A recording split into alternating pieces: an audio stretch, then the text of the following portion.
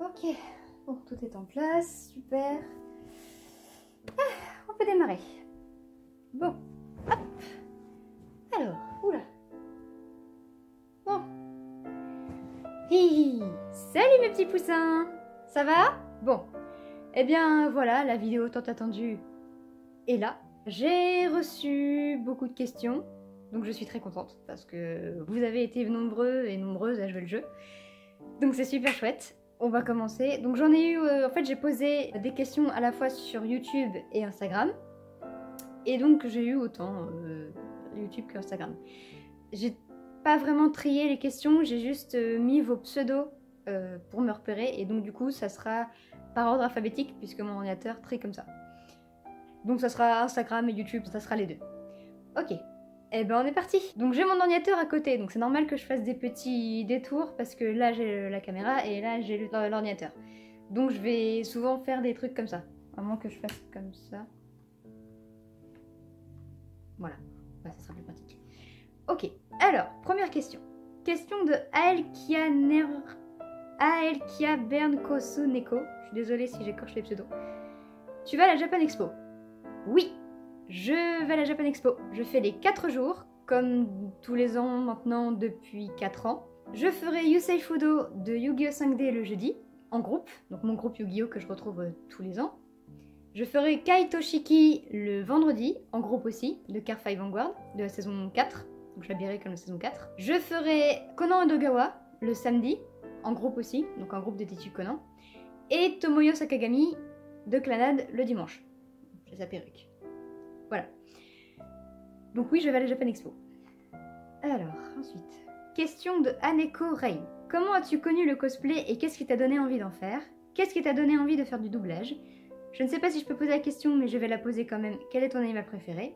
Pour toi, y a-t-il un animé que tu adores à part Black Butler et Yu-Gi-Oh? Tes prochaines conventions? Alors, on va répondre dans l'ordre. Comment as-tu connu le cosplay et qu'est-ce qui t'a donné envie d'en faire? Lors de ma première Japan Expo, en 2011, en fait, je venais à peine d'entrer dans le monde du manga. Du coup, je suis rentrée très tard dans le monde du manga. Et en fait, c'était ma meilleure amie qui m'a initiée dans ce monde-là. Donc, je venais de lire mes premiers mangas, donc c'était les Fullmetal Alchemist. Et ouais, mon premier manga, le tome 1 de Fullmetal Alchemist. Et là, elle a entendu parler d'une immense convention qui était à Paris sur les mangas, la Japan Expo. Donc on était en 2011. Et alors on s'est un peu renseigné, tout ça, et on a vu les gens qui se déguisaient. Parce que à l'époque, on ne connaissait pas le mot.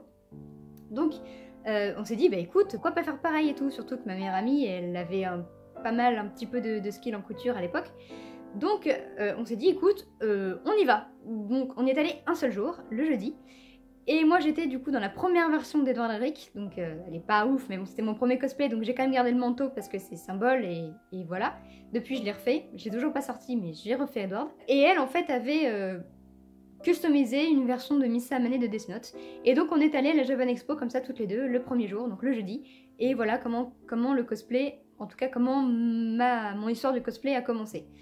Et puis, les années ont passé et donc j'ai continué à faire un cosplay par an. Et puis via en 2014, je crois, ça devait être en 2014, où là j'ai commencé à faire mes cosplays moi-même. Donc mon premier Jaden en fait, la veste c'était moi qui l'avais faite, elle était horrible à l'époque, elle était vraiment dégoûtante. Mais c'était ma première veste et je touchais pour la première fois à une machine à coudre. Voilà, c'est comme ça que j'ai continué le cosplay et puis au fur et à mesure, j'ai appris à coudre seule grâce à ma mère, à ma meilleure amie, j'ai appris à me maquiller, j'ai appris à me coiffer, j'ai appris à coiffer les perruques, etc. etc. Voilà. Alors, qu'est-ce qui t'a donné envie de faire du doublage? Très bonne question.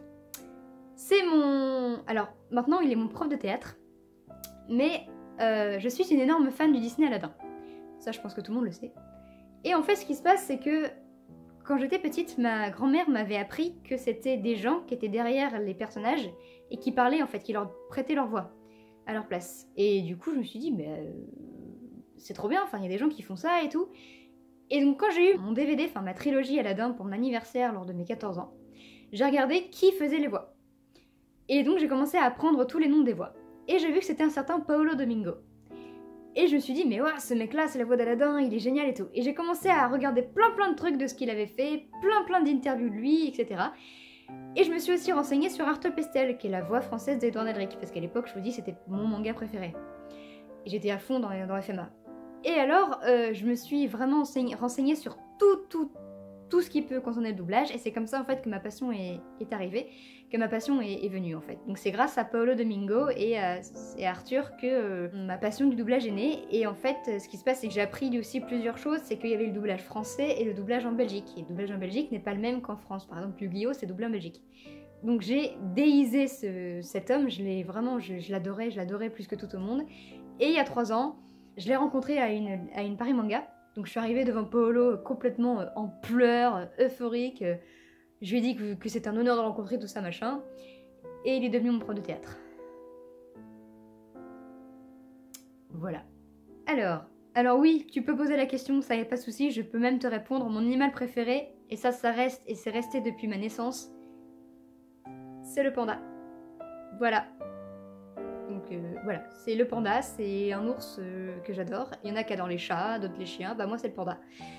Parce que je trouve cet animal magnifique, le noir et le blanc, je trouve que ce sont 2 couleurs qui se marient superbes. D'ailleurs mon chat est noir et blanc, hein, voilà, comme quoi. Et je trouve que c'est un animal magnifique et il a une histoire, donc si vous connaissez pas l'histoire du panda, allez checker parce qu'elle est superbe. Vous saurez du coup pourquoi, la légende chinoise du panda, vous saurez pourquoi il a les pattes noires, les oreilles noires, les yeux noirs et la queue noire. Voilà, mon animal préféré, c'est le panda. Pour toi, y a-t-il un animé que tu adores à part Black Butler et Yu-Gi-Oh? Alors, il faut savoir que Black Butler, même si c'est un manga que j'adore, il ne fait pas partie de mes mangas préférés. En fait, j'adore Black Butler. C'est vraiment un manga que j'aime beaucoup. Ça fait 7 ans que j'adore Black Butler. Mais non, mes 3 mangas préférés que j'adore par-dessus tout, c'est Yu-Gi-Oh! Bon, ça vous savez. Kenshin le Vagabond, qui est juste là. Voilà. Et là. Et Degraman, qui est, bah, il y a Yu qui est, il y a Kanda qui est au-dessus, mais bon voilà. Voilà, donc ce sont les 3 mangas que j'adore plus que tout, que je suis à mort. Genre par exemple, dès qu'il y a un scan de Degraman qui arrive, qui sort, bim, je vais le checker d'abord en japonais puis après en français. J'adore Kanda, c'est mon personnage préféré de Degraman. Yusei, c'est mon bébé d'amour, et Kenshin, c'est juste mon samouraï préféré quoi. Donc voilà, ce sont les 3 mangas que j'adore par-dessus tout et je vis avec. Donc oui, vous avez remarqué que je n'ai pas cité FMA parce qu'en fait FMA était mon manga préféré pendant très longtemps. Mais j'ai rencontré d'autres mangas et il a un peu baissé dans mon estime. Mes prochaines conventions, alors, sachant qu'il n'y a plus la Japan Party qui est prévue en 2019 et qu'apparemment il n'y aura plus l'Epitanim non plus. Donc c'est génial. Donc normalement, je fais du coup la Paris Manga qui arrive là dans une semaine et demie. Je ferai la Mangazure avec Soyashi, voilà, qui se passe à Toulon. Je ferai du coup la Japan Expo. Et voilà. La Harajuku du coup en septembre 2019 et l'autre Paris Manga. Mais pour l'instant, bah voilà, sachant qu'il n'y a plus l'Epitanim cette année ni la Japan Party. Donc voilà, conventions ce sont celles-là. La Paris Manga, la Mangazure et la Japan Expo. Voilà. Ensuite, question de Anko Raven. Ah non, c'est pas une question. Je t'adore trop. Bah merci. C'est gentil. Alors, Eryuden Dekatas. Je sais pas du tout comment on dit ton pseudo, je suis désolée Ryu. Eryuden Dekatas, de Katas, j'en sais rien. Que penses-tu de l'ambiance actuelle du monde du cosplay, j'entends avec tous les dramas et tout? C'est une excellente question. En fait, je vais pas dire que j'en ai aucune idée, mais disons que pour moi, je pense que l'ambiance du cosplay, si tu veux entrer dans le drama, tu y entres. Si tu veux pas y entrer, tu peux juste fabriquer une barrière et rester dans ton monde à toi du cosplay. C'est-à-dire qu'il y en a qui vont dire ouais, le monde du cosplay ça devient nul, il y a des gens qui pensent que t'es au-dessus de toi, etc. Qu'il y en a qui pètent plus haut que leurs fesses, etc. Faut les laisser parler. Pour moi, je pense que le monde du cosplay doit se résumer à ce que toi tu en penses en fait. C'est-à-dire que, je sais pas si je suis très claire. Il faut se créer une espèce de barrière. C'est-à-dire normalement le cosplay tu fais ça avec tes potes, tu fais ça aux conventions, tu fais ça dans un petit comité. Tu rencontres des gens, forcément en convention tu rencontres des gens, évidemment. Mais tu peux ou pas suivre leur idée. Je sais pas si je me fais bien comprendre. C'est-à-dire que tu peux ou pas rentrer dans un drama, ça c'est toi qui choisis. Moi par exemple la vidéo c'est moi qui ai choisi de la publier, on m'a pas mis le couteau sous la gorge, etc. Non, c'est moi qui ai choisi de le faire. J'ai voulu entrer dans le drama parce que je voulais y aller, c'est tout. Mais après, l'ambiance, pour moi le monde du cosplay, ça dépend de quelle vision vous avez. C'est-à-dire que pour les petits nouveaux qui veulent commencer ou qui ont commencé le cosplay, vous allez voir que vous pensez que c'est un monde magique, tout le monde est costumé, tout le monde s'entend bien, etc. Il y a l'arrière du décor, et l'arrière du décor, c'est que tout le monde pense il y a des gens qui pensent être au-dessus des gens. Il y a des gens qui veulent se mettre au-dessus des petits nouveaux en disant regardez, moi ça fait plus de 7 ans, plus de 10 ans que je fais du cosplay, je suis pro, pas vous, j'ai du skill, moi j'ai fait des concours, machin. Alors ceux-là, il faut vraiment les oublier. C'est vraiment pour les petits nouveaux à qui je m'adresse, il faut vraiment oublier. Faites du cosplay dans votre coin, faites du cosplay avec vos potes, faites du cosplay avec vos amis, avec vos frères et sœurs, j'en sais rien, avec votre famille, enfin voilà, vous faites ça tranquillou, dans votre coin. Et ceux qui vous disent t'es nul, tu sers à rien, parce que tu commences au cosplay, c'est tout pour ce que tu fais, envoyez-les chier. Vraiment, c'est... Donc ce que je pense de l'ambiance actuelle du monde du cosplay, pour moi elle est bien, parce que justement je ne m'immiscie pas dans les dramas, et je ne veux pas m'immiscier dedans. Moi je fais du cosplay dans mon coin, et c'est très bien comme ça, avec mes amis, aux conventions auxquelles je veux, et c'est tout. Voilà, j'en fais pour le plaisir. C'est à partir du moment où c'est plus du plaisir, bon, je me répéterai pas, mais c'est à partir du moment où c'est plus du plaisir, arrêtez. Alors, question de Freddy198. Pourquoi t'aimes plus faire du crossplay que le cosplay en lui-même? Ça, c'est une question qu'on m'a beaucoup posée. Alors, effectivement, là, ça se voit pas parce que je suis en fille, mais c'est vrai que je fais énormément de garçons. Pourquoi? Parce qu'en fait, il m'est arrivé quelque chose de très moche dans le passé. Quelque chose que je ne souhaite à personne. Étant fille, étant née avec un corps de fille, bah... il y a des garçons qui se pensent avoir des droits. Et il se trouve que j'ai vécu quelque chose d'atroce, et depuis ce jour-là, je n'ose plus porter de jupe ni de robe. Enfin, j'en portais pas avant, enfin j'en portais presque pas avant, mais j'en portais, et là j'en porte plus. Parce que j'ai peur. J'ai peur de porter des jupes, tout simplement. J'ai peur de porter des robes. Il n'y a, quand je dois en porter, c'est-à-dire que quand je vais sur scène, et que forcément quand je suis sur scène je joue des filles, je porte à chaque fois un mini short en dessous. Je porte un short. Je ne peux pas porter de jupe sans rien en dessous, ou de robe. Et donc, même en Tomoyo à l'Épitanine de l'année dernière, on a dû passer avec Cécile, donc Yami Cécile, mon autre binôme, on a dû passer dans un quartier un peu craintif de Paris. Je vous jure que j'étais pas bien. J'étais vraiment pas bien. Heureusement que j'avais 2 mecs avec moi et Cécile, ma pote, parce que sinon, je vous jure que je pouvais pas. Voilà, donc j'en fais. Je fais du cosplay. Vous voyez, là, je fais Tomoyo, je fais Shiro. J'en fais, mais il faut me pousser parce que personnellement, je ne peux pas en faire moi-même. C'est quelque chose qui m'effraie encore de porter des jupes en convention quand il y a beaucoup de gens. Et donc le fait d'avoir un pantalon me met une espèce de sécurité, de barrière. Alors je sais, ça paraît con dit comme ça, surtout que lorsque cette période de ma vie m'est arrivée, j'étais en pantalon. Mais il n'empêche que voilà, c'est psychologique. Je ne peux pas pour l'instant porter de robe et de jupe, il faut qu'on me force entre guillemets. Ça arrivera peut-être, hein, j'arriverai à faire du cosplay, hein, mais pour l'instant, je préfère faire du crossplay parce que ça me met une espèce de barrière. Et vu qu'en plus je suis une fille dans la vraie vie, me transformer en garçon, je trouve ça vachement chouette. Je trouve ça vachement rigolo, du coup, de me faire passer pour le sexe opposé, je trouve ça vraiment très drôle. D'ailleurs, ça a déjà marché parce qu'on m'a déjà pris pour un garçon, donc je trouve ça super chouette. Alors, question de Haru Cosplay. Je sais que toi, tu regardes souvent mes vidéos.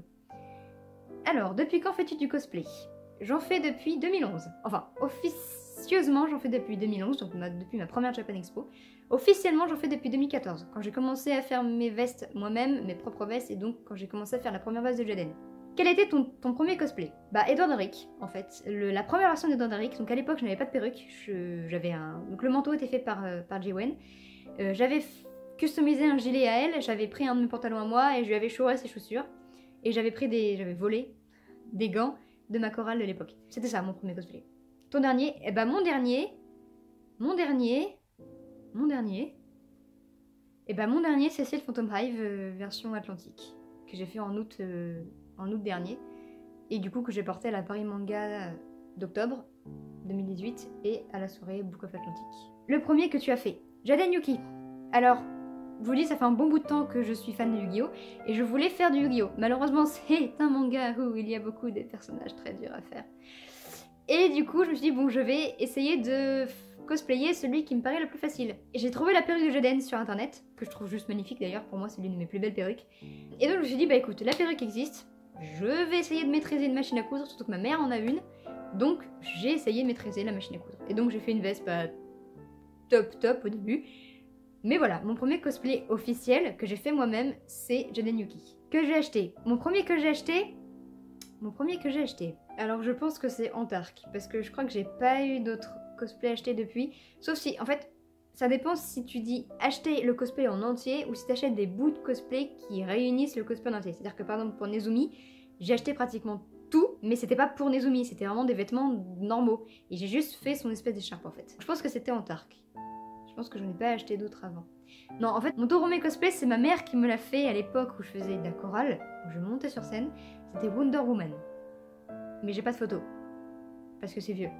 Je m'étais coloré les cheveux exprès en noir et elle m'avait entièrement fabriqué le cosplay. Donc le short, les bottes, on avait customisé les bottes, on avait fait la couronne. Donc, mon tout premier c'est Wonder Woman, mais bon c'est ma maman qui l'a fait et j'avais genre 10 ans, vous voyez.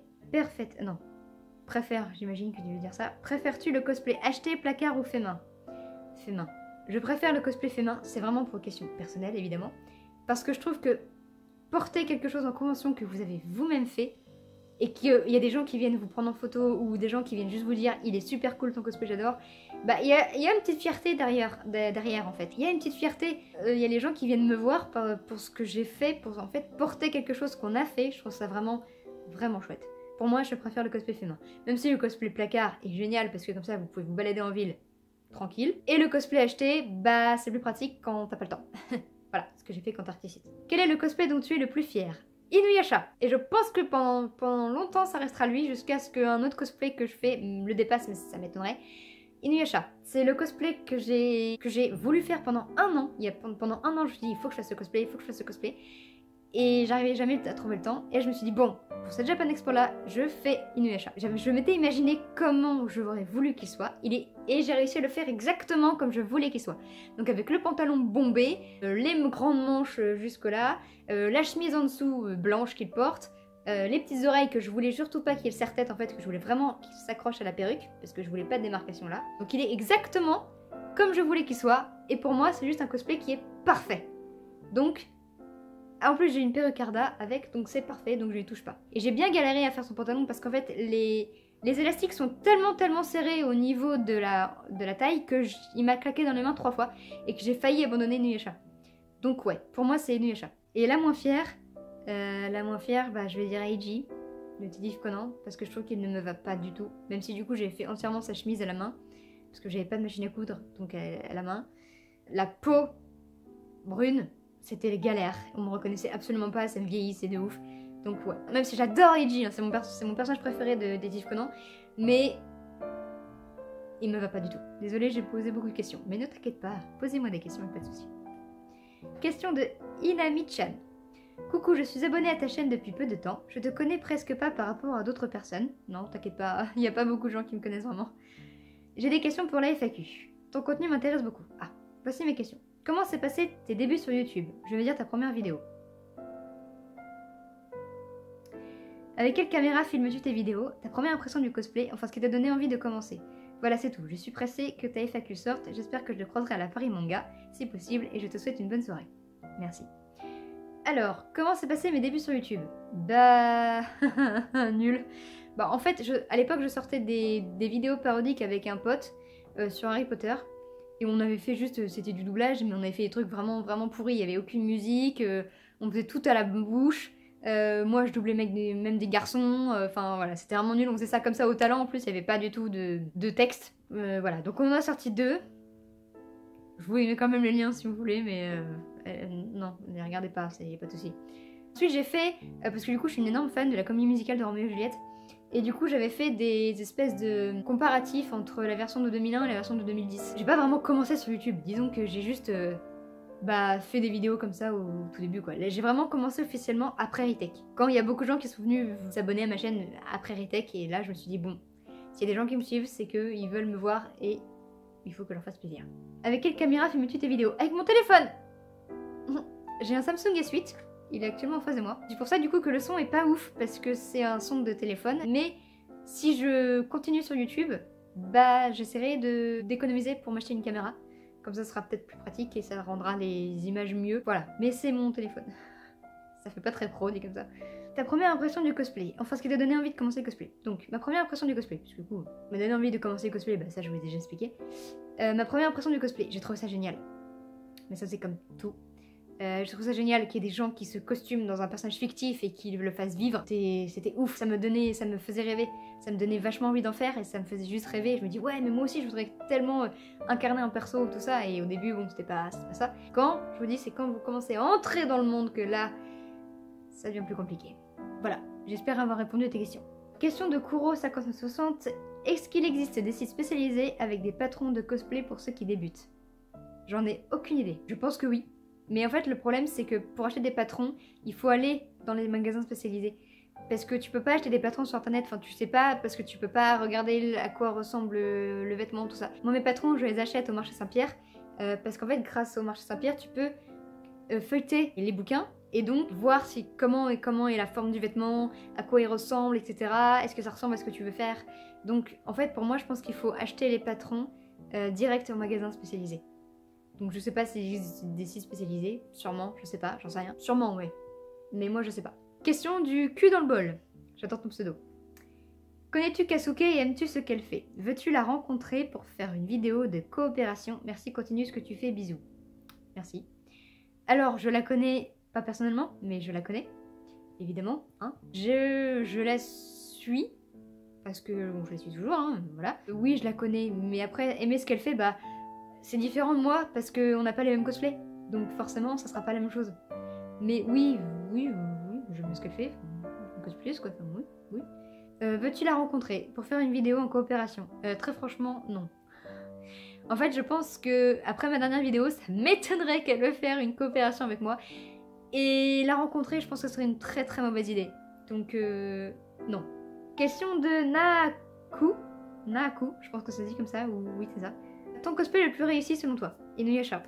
Tu es déjà allé au Japon ou autre pays de culture asiatique? Non, malheureusement jamais. Je ne suis jamais allée en Asie. J'ai fait l'Amérique, j'ai fait l'Europe, mais je n'ai jamais fait l'Asie.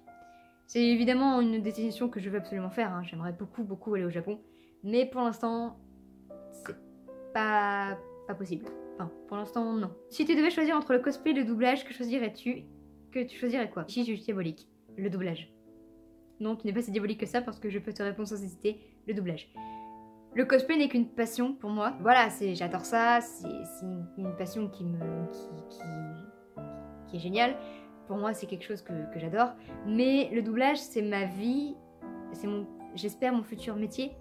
Donc, je préfère largement le doublage que le cosplay, même si j'adore les deux. Parce que c'est quelque chose de génial et de magique. Alors, les deux sont magiques, hein. Mais grosso modo, tu me demandes de choisir entre incarner un personnage sans la voix et incarner la voix du personnage sans le physique. Je pense que t'arrives mieux à faire vivre le personnage quand il a une voix que quand tu le joues, en fait, je pense. Donc ouais, non, franchement, le doublage, sans hésiter.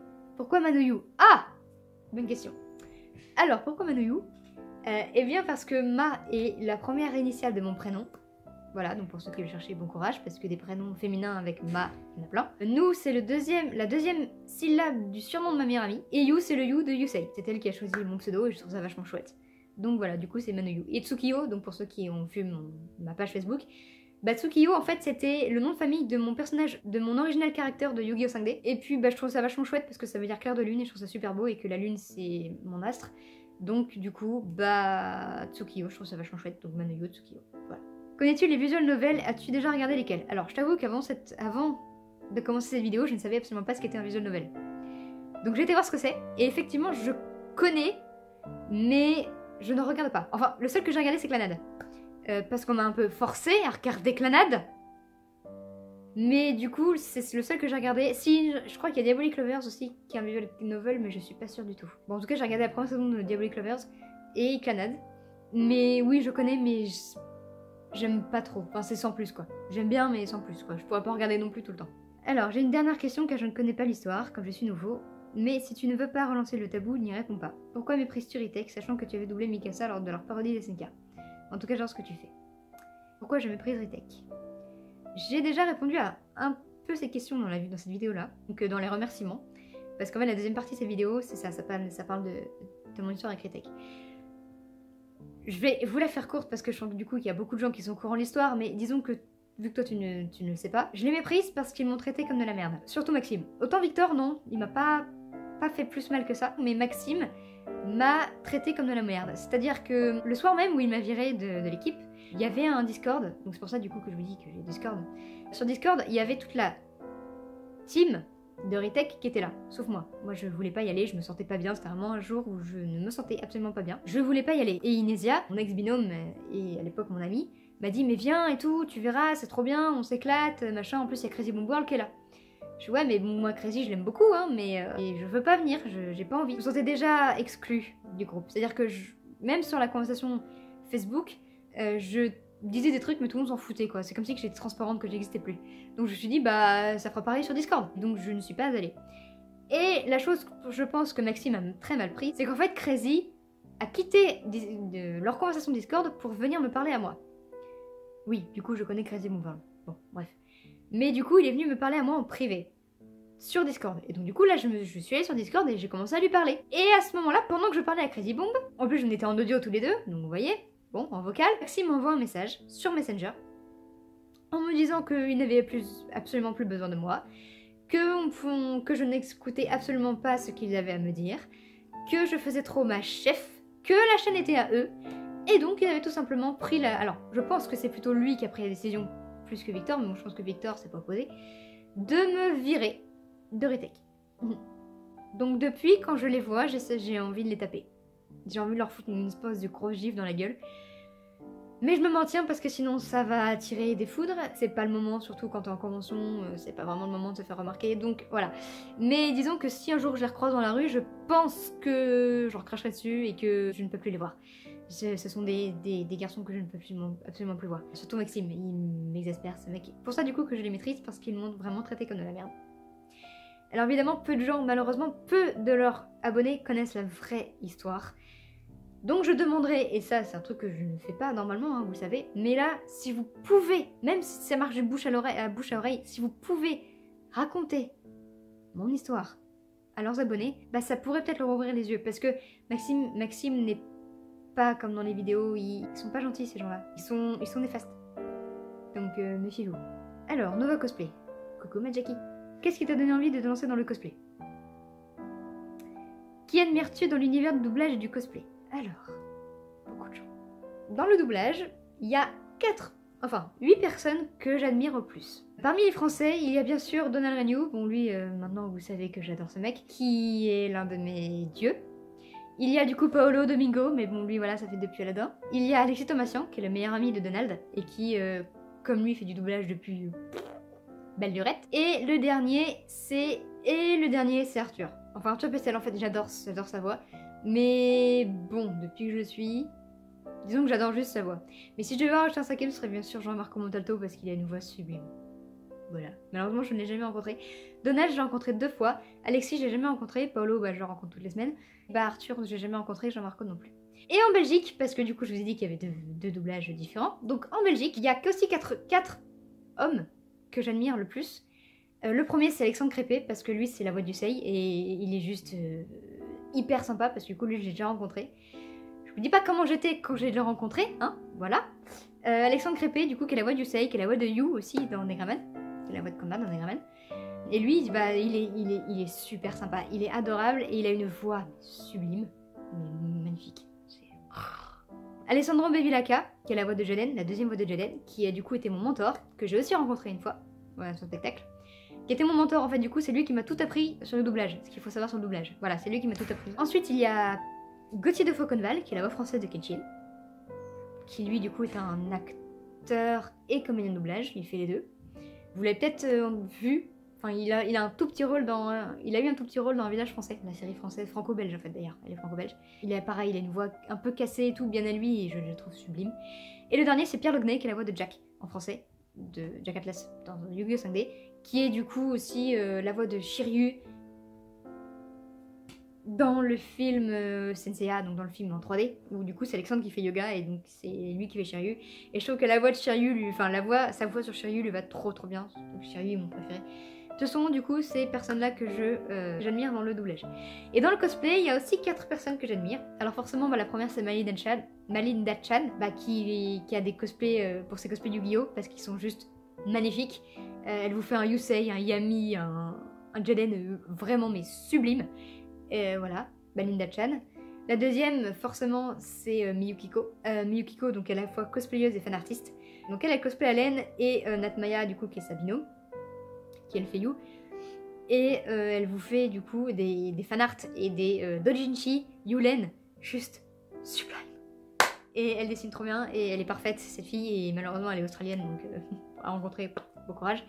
Voilà, Miyuki. Et la troisième c'est Arcros. Du coup j'ai dit 4, non du coup c'est 3. Alors je sais pas du tout comment ça se dit, c'est Arcos, je vous mets ça là. Qui elle fait un Kaiba, un Sébastien, un Riku, son Riku, magnifique. Et avec Yaboy Megan du coup qui est sa binôme, elles vous font du yaoi mais...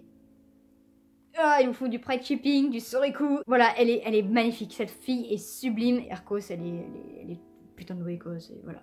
Donc, c'est ça. Ce sont ces trois filles-là que j'adore. Quel était ton cosplay le plus difficile à réaliser? Yusei. Parce que la perruque, en fait, c'était la première fois que je fabriquais une perruque en entier. Normalement, je les coiffe et là, je les fabrique. Yusei a été mon plus dur. Le cosplay le plus dur à réaliser. Surtout qu'en plus, j'ai la veste. Qui a été très dur à faire aussi parce qu'enfiler tous les fils de fer à l'intérieur. Donc enfiler tous les fils de fer à l'intérieur, ça n'a pas été évident.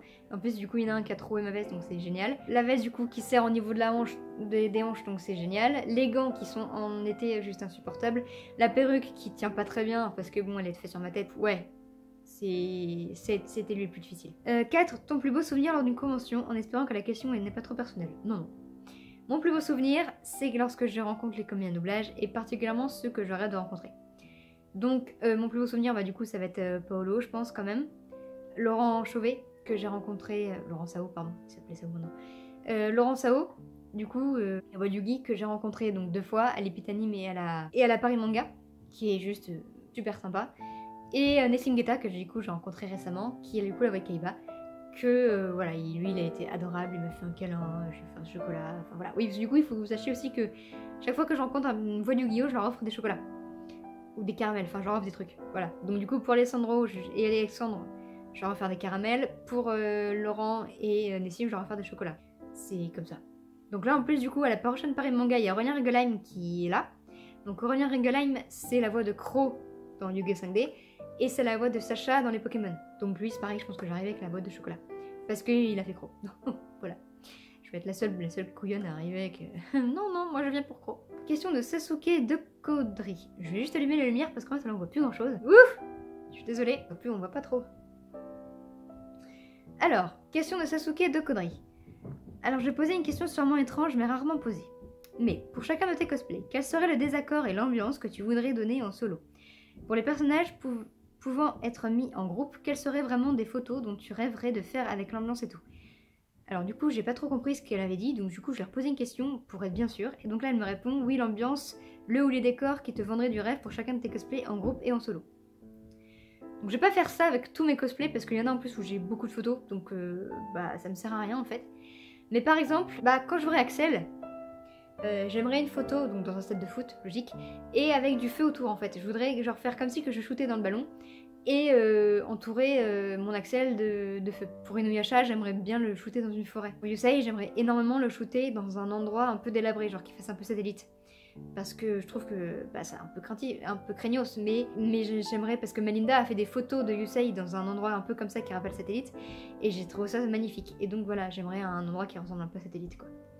Et sinon, j'aimerais beaucoup aussi faire des photos en ville pour Roxas. Parce que pour rappeler un peu l'esthétique du crépuscule. Alors évidemment, normalement c'est comme son nom indique au crépuscule, donc c'est une ville qui est un peu orangée, donc il faudrait un peu chaud, mais j'aimerais beaucoup faire des photos comme ça pour Roxas en fait, pour rappeler un peu l'esthétique du crépuscule. Ou sur une tour, putain ouais sur une tour, oh, la vache, avec la glace. Je vais pas dire tout parce que genre par exemple pour Yugi j'ai déjà beaucoup de photos. Par exemple pour Jaden j'aimerais beaucoup shooter dans un amphithéâtre. Voilà, quand tu es dans en cours, tout ça.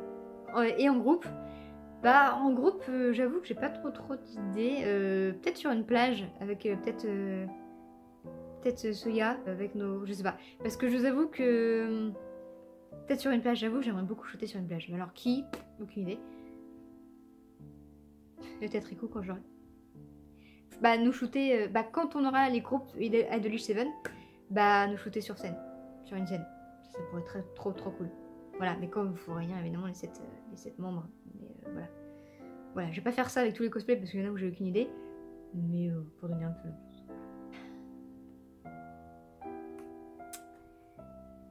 toi t'es morte. Alors, Soyashi. J'attends avec impatience la vidéo doublage sur le jeu qui arrive bientôt. Bah voilà. Sinon, une question. Allez, je suis démoniaque. Yusei et Kanda sont tombés à l'eau, évanouis. Ils vont se noyer, tu n'as qu'une bouée, tu ne peux sauver qu'un. Qui sauves-tu? Pars vite avant de se faire défoncer. Effectivement, tu vas te faire défoncer.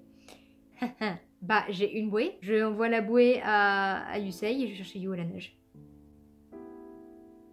Ah! Question de Trizeski. Coucou. Pas une question, mais ce rouge à lèvres te va archi bien. Bah, merci. Celui-là, du coup, c'est l'autre. Ok. Merci. Alors, maintenant, question. Ton ou tes dream cosplay? Le louche lampe rouge en version empereur. Ça, c'est mon dream cosplay. C'est le cosplay que je veux faire le plus. Et tant que je ne l'aurais pas fait, je n'arrêterai pas le cosplay parce que je veux le faire. Avant, c'était Yusei, mais maintenant que je l'ai fait, bah... Tes dream convention. Une convention en Australie où je peux rencontrer Miyukiko et Nightmaya. Surtout Miyuki, en fait, parce que Night, je m'en fous un peu, mais... ouais, une convention en Australie, je sais pas laquelle, mais une convention en Australie et en Amérique. J'aimerais aussi beaucoup faire une convention en Amérique. Je crois qu'il y a des conventions spéciales Yu-Gi-Oh! Et là, il faut vraiment y aller, quoi. Des cosplayers que tu as admirés et ou que tu admires toujours. Bah voilà, j'ai répondu à la question. Exprime ton avis sur la VF en général. Les critiques qu'on peut souvent lui faire. Défends-la un peu cette VF. Ouais, ça va, je la défends déjà tout le temps.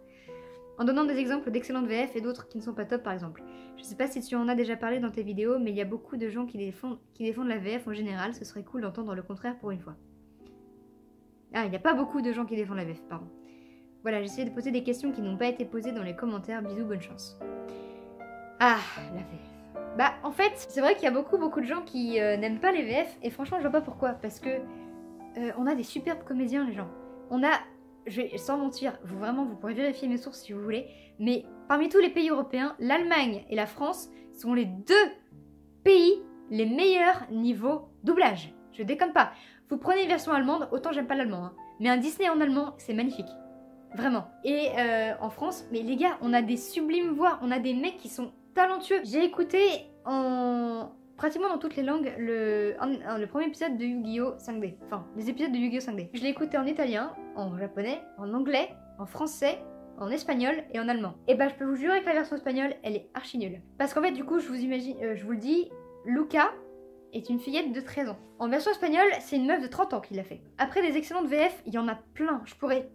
Déjà pratiquement tous les films. Tous les films qu'on a, tous les films qui sont doublés en français sont juste géniaux. Je veux dire, on a des noms français. On a des personnes qui ont fait du doublage pendant des années. Genre, prenez Roger Carrel, Richard Darbois, Donald, Alexis, Arthur et j'en passe. Je veux dire, il y a même des familles. Je veux dire, Arthur Pestel, il a sa sœur et son frère qui sont aussi combien de doublage. Ça se fait par famille. Les Marot, pareil, Kelly Marot, Tony Marot et Sarah Marot, ils sont tous les trois comédiens de doublage aussi. Ça, c'est des affaires de famille. Alors, des excellentes VF, bah, dans les mangas, par exemple, je vais pas vous dire tous parce qu'il y en a, évidemment, il y a beaucoup de gens qui sont pro VO ici, mais par exemple, vous avez déjà écouté la VF de GTO de Créticheur Onizuka? C'est Bonat Dupac qui fait Onizuka. Vous avez écouté la VO et la VF? Et bah, la VF est beaucoup mieux que la VO. FMA, c'est pareil. Pour moi, la VF est 10 fois mieux que la VO. J'ai rien contre Romy Pakou hein, qui double Edward, mais je trouve que la voix d'Arthur va tellement mieux, Edward. Tellement mieux. Tellement mieux, il n'y a pas photo. Il n'y a pas photo. On m'a posé un jour la question, on m'a dit, écoute, à la Paris Manga, on m'a dit, s'il y avait la VO de Yusei, là, maintenant tout de suite, là, devant toi, tirer le voir ou pas? J'ai regardé, j'ai fait non. Il fait, bah pourquoi? Je fais, parce que sa VO, je m'en contre-branle. Sa VO, je m'en contre-fou. Moi, c'est sa VF qui m'intéresse, et sa VF, j'ai déjà rencontré. Voilà, on a la chance d'avoir des comédiens de doublage professionnels, des gens qui font ça tout le temps, des gens qui sont habitués à faire ça.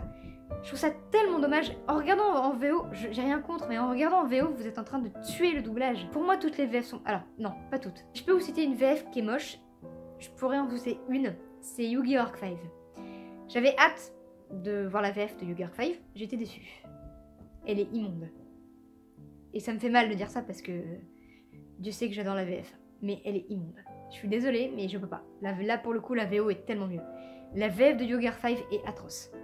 Limite, les seuls qui arrivent à sauver les meubles, c'est Yuya et Yuzu, quoi. Et encore. Parce que ce qu'ils aiment bien faire, les Américains, donc surtout for Kids, c'est de transformer les prénoms. Alors, quand t'es habitué, genre par exemple, quand avec Yu-Gi-Oh! T'es habitué au nom, genre quand toi, par exemple, ce personnage-là, tu l'as toujours appelé Joey et non pas Jonouchi, bah c'est normal, tu vois. Pareil pour les personnages de Yu-Gi-Oh! Qui sont tous changés de nom parce que t'as été habitué. Mais quand ce personnage-là, tu l'appelles Yuzu, et qu'en VF, il l'appelle Zuzu, c'est pas ouf. Je pourrais vous faire une vidéo entière pour défendre la VF, tellement qu'il y a beaucoup de choses à dire.